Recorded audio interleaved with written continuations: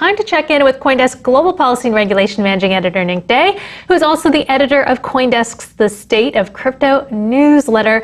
Hello there, Nick. Good to see you. So over the last month, the United States has been the target of several major cyber attacks, from the fuel industry with Colonial Pipeline to government computers with Microsoft, and now the meat industry has been a target. The world's largest meat packer, JBS, is closing down all of its U.S. beef plants. So how is D.C. reacting?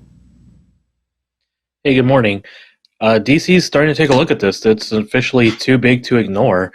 Yesterday, a spokesperson for the White House, told a group of reporters that the U.S. President Joe Biden has created a review to look at how the federal government responds to ransomware attacks, and part of that is quote, expanding cryptocurrency analysis for these payments to the perpetrators of ransomware attacks.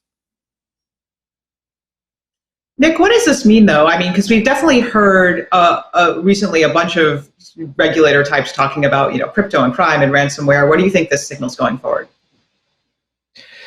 Yeah, I think the big picture here is, you remember Janet Yellen when she was testifying before her confirmation as Treasury Secretary. She was warning that crypto's use in illicit transactions is a concern for her. You've heard other regulatory types say, how crypto is being used in various crimes, including ransomware, which, crypto is, I don't think you can argue that it is a major enabler of a lot of recent ransomware attacks.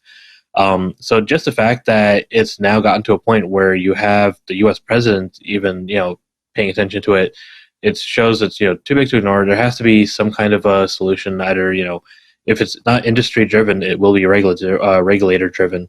I think it's in the industry's best interest to try and figure out how to possibly mitigate this, or, what solutions there are to, kind of lessen the impact of these types of attacks. Besides the attack on meat, what other things are you looking at, Nick? So honestly, ransomware is kind of, I think, going to be the big story right now. We could talk about ETFs and all these other things that have been kind of in the workflow, but it kind of feels like a lot of this is getting superseded by this risk, because ransomware is kind of going beyond just the companies themselves. When Colonial Pipeline was shut down, that impacted fuel availability to much of the eastern seaboard of the U.S. JBS is now, it had to shut down a bunch of plants, and now they're warning that there might be, meat shortages.